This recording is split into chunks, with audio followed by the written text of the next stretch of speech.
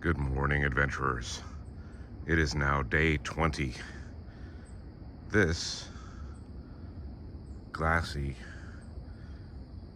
lake is in fact the Mississippi River, showing little to no activity at this time of day. It's 8:30 in the morning.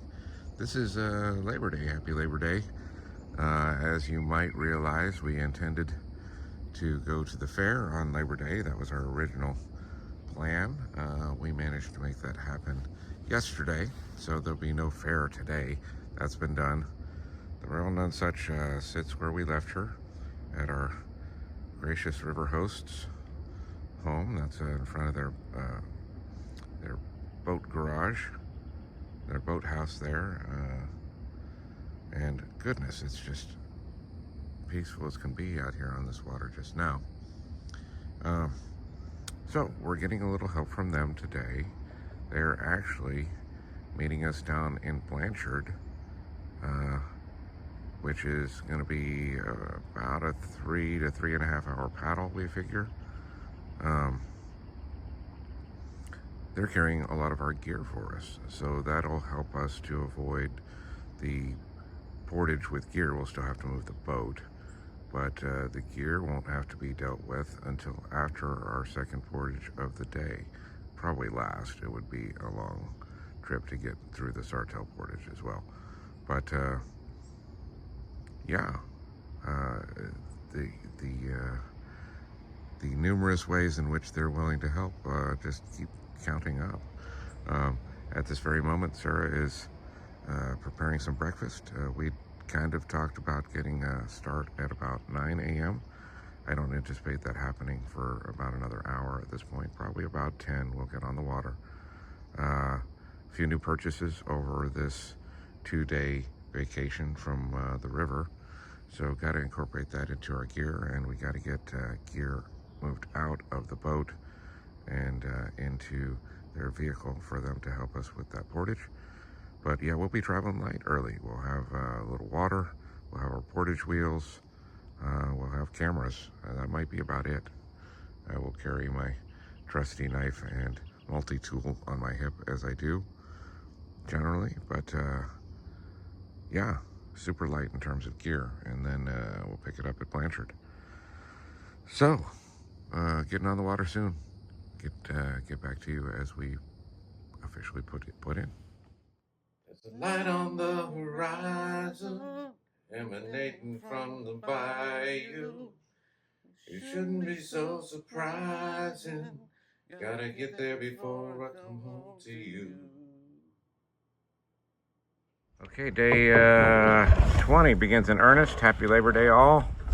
We are pushing off from our River Angels boat garage here, boathouse, and we're back on the Mississippi. They're helping us with the portage. We'll see them in 3.5-ish hours. So, off we go. The portage here at Little Falls is through a park here right by the river. The takeout and put in are not great, but the portage itself is fine. As you can see, this is made easier by the portage wheels, which are a little crooked, but they're doing the job. We're away again, and on the downriver side of Little Falls, here is our dam. There is our put-in, and we're making for Blanchard, where we will meet our angels with all our gear, and we'll be whole again. Okay. So day 20, right? This might not normally be terribly compelling content, but we're seeing a lot of dead fish in this section of the river. I mean, this might be the 10th one we've just seen floating in the past river mile or so. We're well down from the dam.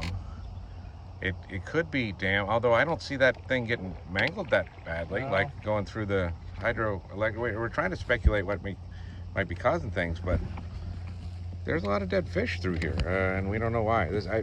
In our experience, we did see several dead fish on the trip the first time through, but never, in a a cluster like this, the way it's here. But there's your catfish that I wouldn't touch. I mean, no telling what killed it. Could be chemical drop or something back here, but wow. Just down from Little Falls, what I figure what, maybe 4 miles down from the dam, something like that. Maybe four to 6 miles. I'm not sure how far we've gone, but yeah. So lots of fishermen here. I hope they're not getting any nasty stuff in them that's killing off fish. Okay, good luck, fishermen. Chris, Sarah and Chris. Hey, be sure you keep your speed down there, Jay. It's 20-mile-an-hour speed limit.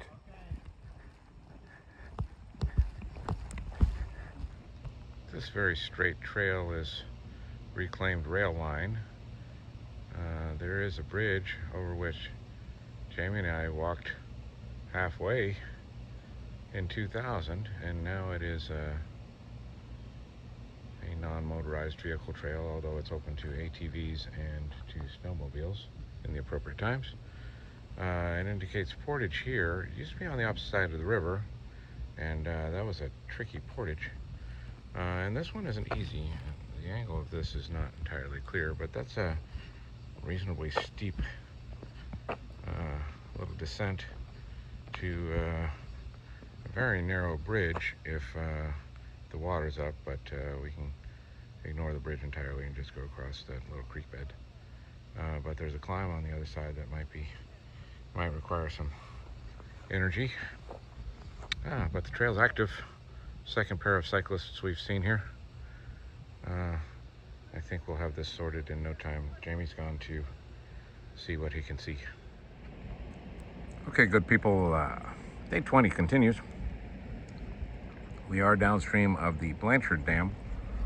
Our new good friends, Chris and Sarah, although, I mean, it seems strange to reference them as good friends because we've only known them for such a short time, but how good were they to us? I mean, they hooked us up in numerous ways, not least of which was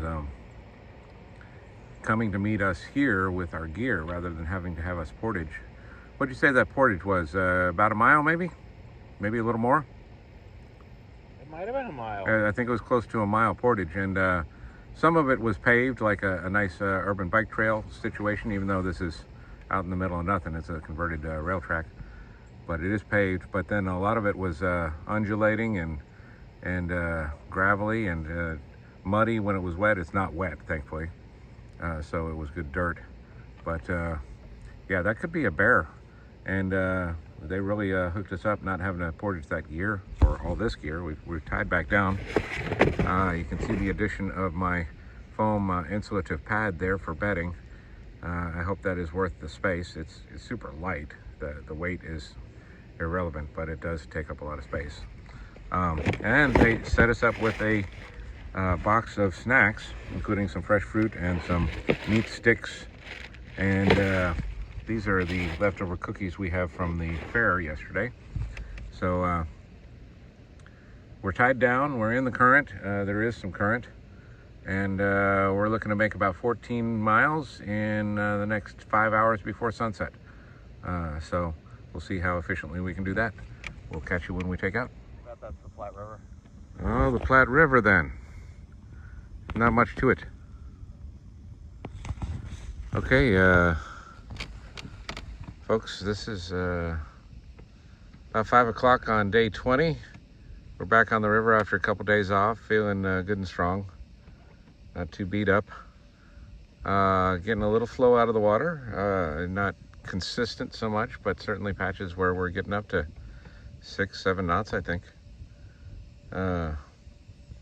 This is some sort of park. Jamie obviously speculated that this is the confluence with the Platte River. Not a whole lot to the Platte, evidently, if that's it. But feeling pretty good. Got 3 hours of daylight and plenty of time to get into our projected camp. This is not it, correct? No. Okay. This is a campground. Yeah, it clearly is a campground.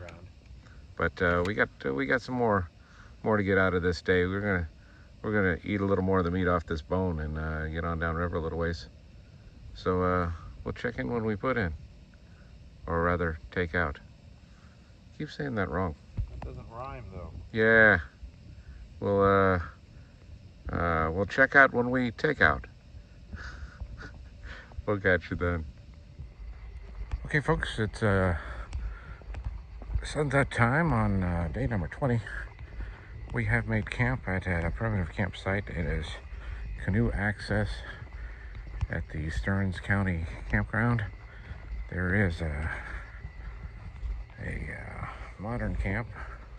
I expect electrified and showered and whatnot that I think might be along this route. I'm just walking it to see. Have scouted out a town that has a crossroads there with a bar on 3 out of 4 corners.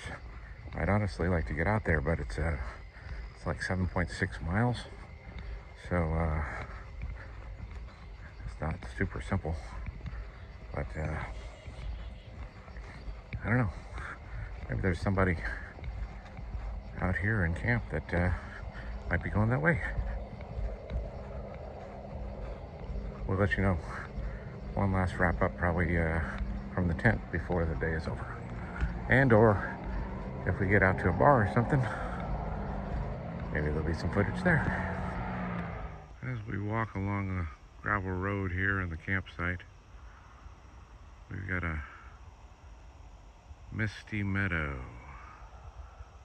under a half moon.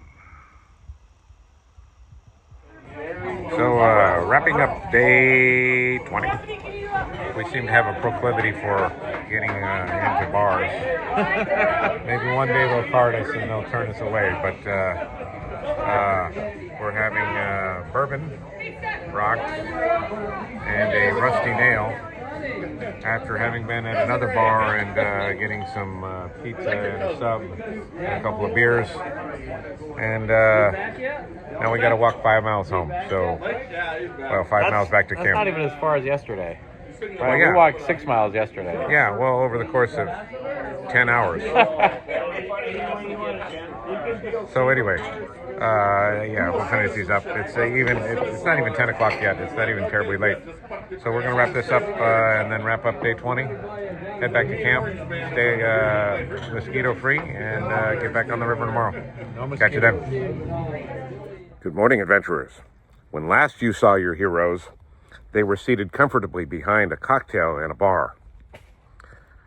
Little did they know that the dastardly fire-breathing Uber driver was going to try to extort them for an extra $40 for their trip home, leaving them no choice